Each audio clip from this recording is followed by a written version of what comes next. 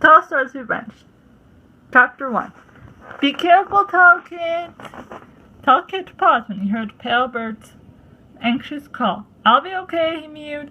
He glanced back at the nursery. The warm, milky scent of his mother drifted from the entrance. Inside the thick grass den, Breckenwing soothed her. Barkit and Shrewkit will watch out for him, I promise. Tallkit shivered. This was only his second sunrise outside the nursery, and his paws pricked with excitement. A light dusting of snow had turned the camp white, frosting the tusky grass and thick heather walls. The freezing air stung his nose. He fluffed up his fur. Barkit pawed at the white flap of Tallkit's black tail. You look like you're turning to ice as well.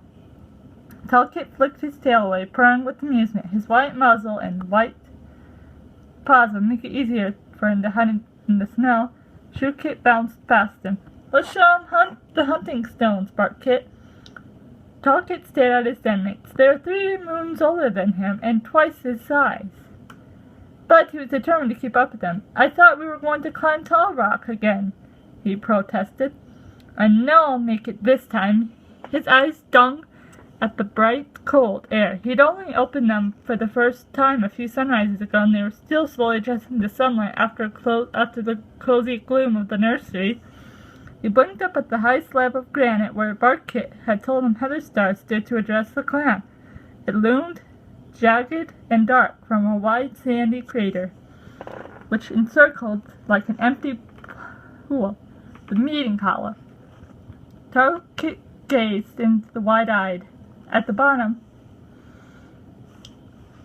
Heatherstar, Hawkheart, and Reedfeather huddled beside the stone, their breath billowing as they spoke. Hawkheart looked up and caught Tallkit's eye over the rim. Our youngest kid is exploring again, he murmured. Tallkit shifted his paws. The dark glint in the medicine's gaze made him nervous. Pale Bird had warned him to stay away from the gray-brown Tom. He had little patience for kits. Stay under cover, Tallkit. Hawkheart narrowed his eyes. We don't want you attracting buzzards to the camp. Buzzards? Tallkit's heart lurched. Kits are their favorite prey, Hawkheart warned. They can spot you from high stones. Reedfeather's whiskers twitched. Don't scare the poor kit. There was a purr in his throat as he nodded to Shrewkit, who popped up beside Tallkit. What are you showing them today? The hunting stone. Shrewkit flicked his tail. The hunting stones. Heatherstar shook frost from her thick gray pelt. Be careful, she cautioned. The stones will be icy. Don't come mewing to me if you sprain a paw, Hawkheart called. Come, the Wind Clan leader urged her deputy in medicine. It's too cold to sit here. Let's go to my den. As Heatherstar hopped out of the meeting hall, Hawkheart and Reedfeather followed, their tails twitching as they ducked into the shelter of the leader's den beneath a grass bush at the far end of the clearing. Can we play sliding in the hollow? Barkit mewed. I want to go to the hunting stones, Shrewkit insisted. He scraped up a pawful of snow and flung it at Barkit. The wind snatched the flakes and tossed them into his whiskers. As he sneezed, Barkit purred with amusement. Wow, you're scary. I'll show you, Shrewkit hurled himself at his brother and sent him rolling over the grass. Tallkit backed away as their dark brown pelts scuffed the snow. It must be fun to have a little mate to play with. If only Finchkit hadn't died. Shrewkit leaped free of his brother's grip. Look at Tallkit, he teased. He's blinking like he just opened his eyes. Tallkit bristled. I'm nearly a half moon old, and Sandgris says I opened my eyes quicker than any kid in the nursery. He glared at his bandmates. I'm just not used to snow. The ground sparkled and the heather that formed the camp boundary so dark against the sky yesterday now glittered brightly with frost. What would the moor look like when the heavy snows came and the world turned completely white? Pale Bear had warned Talkit that Leaf Bear hit Wind Clan the hardest of all the clans because the moor touched the sky. This also made them more special and safer. "We're closer to Silverpelt than any clan," she'd tell him as he snuggled up in their mossy nest, "which means Star Clan watches us more closely." Talkit heard worry in her mew.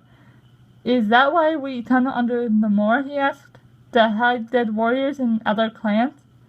"Don't be silly," Talkit had licked his ears. "We tunnel because we're stronger and cleverer than all the other clans together." Her watchman became brisker and silencing him. "I'm going to the hunting stones!"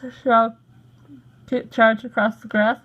Barkit raced after him. "What about the sliding? What about sliding in the hollow?" "There's not enough snow for real sledding." Kit veered away from Tall Rock. "You're just scared," Barkit swerved to his brother, sending a shower of frozen flakes up from his paws. "I am not," Kit called back. Talkit followed, not caring where they chose to play. It felt great to be outside. The grass cold on his pads made as he raced across it. "Watch out!" Talkit skidded to a halt as Cloud Runner yelled at him. The pale gray Tom was crossing his path with Aspenfall, the warriors heading to the prey heap carrying fresh kill. Wind ruffled from the moor. They'd brought food for the clan. Talkit gazed at them, impressed by their long legs and wiry tails. They were moor runners, which meant they served the Wind Clan by hunting and patrolling the borders. And Talkit could smell heather on their pelts. In the brittle patch of bracken where the tunnelers made their nest, Woollytail looked up from washing his mud-streaked belly. Like all the cats he served the clans by carving out new tunnels and shoring up old ones far beneath the moor, his pelt permanently stained with sand and dust. He nodded at the rabbit, swinging from Cloud Runner's jaw. "Did he catch on the high moor?" "Yes, at the prey heap.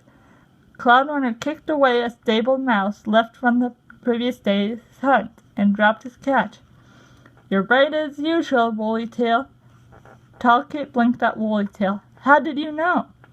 "I smell the sand in its fur." Woollytail flicked his tail and returned to washing. Hickory Nose, his tunnel mate, shifted on the bracken beside him. "You only find sand tunnels on the high moor." The brown Tom lifted a forepaw and rubbed the dirt from his ear. "Not like the gorge tunnel. That's all soil and gray. But it'll open the way to fresh prey beside the river." Cloud Runner snorted. "If you ever find a way to stop cave-ins." Aspenfall laid a voll beside the rabbit. "The grit makes it unstable. It's not safe to tunnel there." Woollytail narrowed his eyes. It is, if you know what you're doing." Talkit glanced from the tunnel to the moor runner as an awkward silence fell between them. Tallstar cut through it. She padded from her den and followed the rim of the meeting hollow, passing the grass nest of moor runners. She brushed by Cloud Runner and stopped beside the bracken patch. "Will the new tunnels be ready before Newleaf, Woollytail?" Woollytail sniffed. "It takes time to shore up the roofs." Tallstar flicked her tail. "I'm sure you'll find a way." She turned back to the prey heap and sniffed Cloud Runner's rabbit. "Does Tallstar ever patrol underground?" Talkit wondered. Talkit watched as the Wind Clan leader curiously. She'd trained as a moor runner, but surely as a leader she needed to understand what it was like to be a tunneler too. "Hurry up, Talkit," Barkit called. Talkit jerked his attention away and scurried after his den mates. Barkit and Shrewkit were already at the hunting stones. The smooth, low rocks huddled like rabbits in the grass near the elder's den. Springs of heather poked between them, and moss clamped at their base. Shrewkit leaped up onto the highest stone and crouched down at Barkit. I'm the leader of the hunting stones." Barkit scrambled onto the boulder beside. "I'm deputy." Talkit watched the rocks and waded through the thick moss at the bottom. Reaching up with his forepaws, he kicked out with his hind leg and tried to jump beside Barkit. His claws slithered on the frosty stone, and he slid back onto the chilly moss. "Hey, Wormkit!" Shrewkit called down. "Why don't you tell underneath? You're not supposed to be a moor runner like us." Tallkit's belt pricked with confusion. "I'm not Wormkit. I'm Tallkit." "You're going to spend your life wiggling underground like a worm, aren't you?" Shrewkit taunted. "That's where you should be now, under the rocks, not on them." Tallkit frowned. He knew that his mother and father were tunnelers, but did that really mean he couldn't play on the hunting stones? Barkit reached down with his forepaws. "Ignore him and try again, Tallkit," he mewed. Tallkit leaped for his den mate's paw and felt it curl out beneath his own. He turned his hind legs while Barkit heaved. Struggling against the stone, he flung himself onto the rocks. "Thanks," he said. So Barkit, his paws stinging on the frozen rock. He gazed at the camp. Sun shone from a crisp blue sky, thawing the grassy humlocks, which budged like clams fur against the frosty clearing. The tunneler's barking patch glowed orange, while the long grass enclosing the moor's nest drooped lower as the frost slowly loosened its grip. A white face appeared at the entrance of the elder's den. "You youngins are up early." Whitebeard slid out and sat gingerly on the cold grass, a tail length away from the hunting stones. Lily Whisker limped after him and stood tasting the air. She was the youngest in the eldest den, far younger than Whiteberry, Flamepelt, and Fleelfoot. She had retired to the den after a tunnel class had smashed her hind leg and left her useless. "Do you want to come on to the moor?" she asked Whiteberry. The white elder looked at her. "So long as you don't try to get me down any rabbit holes." "Not after last time," Lily Whisker purred. "I've never seen a cat chased out of a tunnel by a rabbit." Whiteberry shifted her paws. "I thought it was a fox."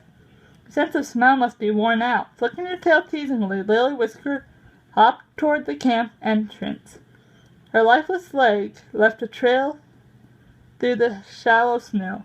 Whiteberry heaved himself to his paws and followed. "Yours will wear out, too, after a few more moons," shivering it down with Flailfoot. "It's got fox breath." "It's not that bad," Lily Whisker called over her shoulder. "You don't want to swap nests?" Whiteberry caught up to her. "Last night he snored right in my muzzle. I dreamed I'd fall into a badger den." As they disappeared into the heather tunnel, a pale ginger Tom nosed his way towards them, heading into the camp. "Sandgrass!" Tallkit lifted his tail as his father trotted into the clearing. The ginger warrior's pelt was speckled with earth. "I've left a stack of sticks at the tunnel entrance," he called to Woollytail. The gray and white tunneler lifted his nose. "Great," he meowed. "We can start shoring up the roof this afternoon." "You'll have to manage without me." Sandgrass headed towards the hunting stone. "Tallkit, I want to show you something." Tallkit blinked excitedly at his father. "What is it? Was Sandgrass going to show him the moor?" Tallkit slid off the rock and scrambled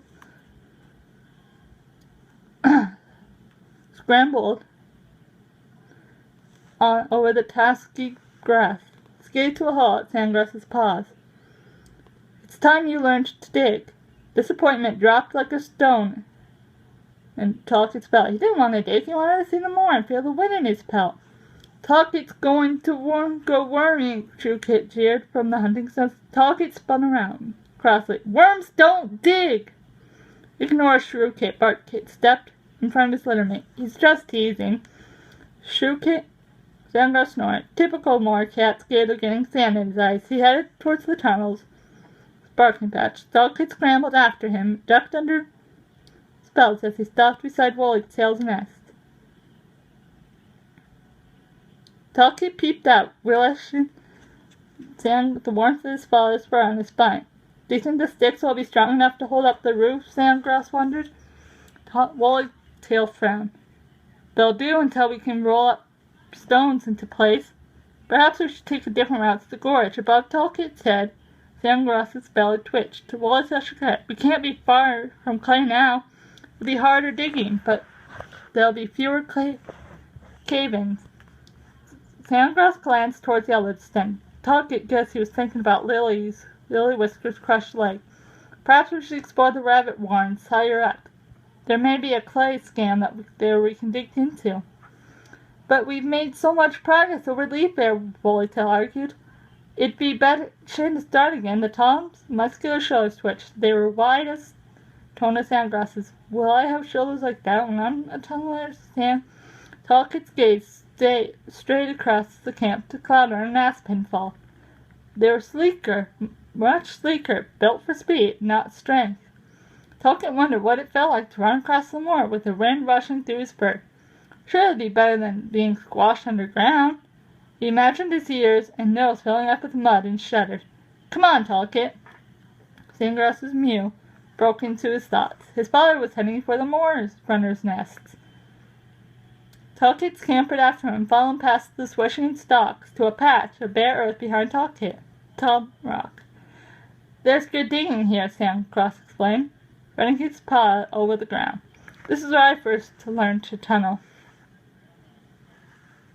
Talcott gazed down at the churned earth and wondered how many times this patch had been dug and refilled, ready for new tunnelers to practice. Don't you ever get bored of digging, he mused. Being a tunneler doesn't mean digging, Sandgrass retorted. Hollowing out new earth routes is part of being a tunneler, but we patrol them too. It's a great place to hunt, especially during Leaf Bay. Don't forget, that's why Shattered Ice first tunneled through the rabbit warrens. Talcott had already heard the legend of Shattered Ice. It was one of the first nursery stories Pebble had ever told him. Long ago, the moor was gripped by the worst leaf bear the clan had ever known. There was no prey to be found. The snow-drenched stretches of heather and grass. So one of Wind's clan's bravest warriors had gone into the rabbit warrens and dug deep beyond them in search of food for their clan. He cared more for his clan than his own safety, Sandgrass mewed sullenly, and he didn't have any of the training experience we have now.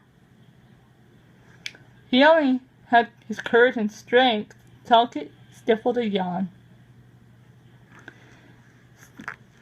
He only had his courage and strength, Sandgrass smiled. WindClan has tunneled ever since, learning more with each generation. He lifted his chin.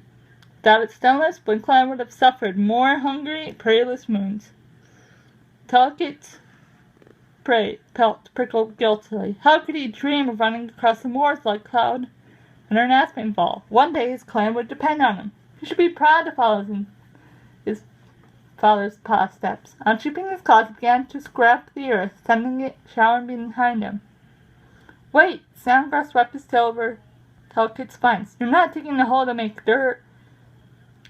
Talcott sat back and shook his head to dislodge some flakes of dirt. There are different ways to dig? Sandgrass thrust a paw into the soft soil and scooped up a lump of earth. Pushing it firmly to one side, he dug another. Within moments, he was hollowing out of dirt, paw over paw, while a pile grew beside him, neat and compact. Talcott felt a quiver of pride. His father looked so strong and determined, as if there was no hole he couldn't dig, no earth he couldn't shape with his paws. Let me try. Talcott reached down past his father, gouged out a pawful of the crumbling earth. Sandgrass sat back. Talcott felt his father's graze on his paw, warmer than sunshine. He dug harder, dragging up pawfuls and throwing them into a loose pile beside his, rolling faster. I'm tunneling, he squeaked. Watch out! As Sandgrass made a warning, Talcott's length bumped into his dig pile. Cold, crumbly soil cascaded around his ears. It sprinkled over his muzzle, making him sneeze. He sat up, shaking out his fur, and stared crossly at the earth that was still showering into his hole. Sandgrass pressed his paw against the pile to stop the flow. Your dig pile is as important as your hole. You must keep it compact. Press your dug earth down firmly, or you'll have to dig every pawful twice. Tallkit frowned. This was harder than he thought. Concentrating, he dove back into his hole, hauled up a fresh pawful of soil. He carefully patted it onto the side of his dig pile. This time, it stayed where he put it.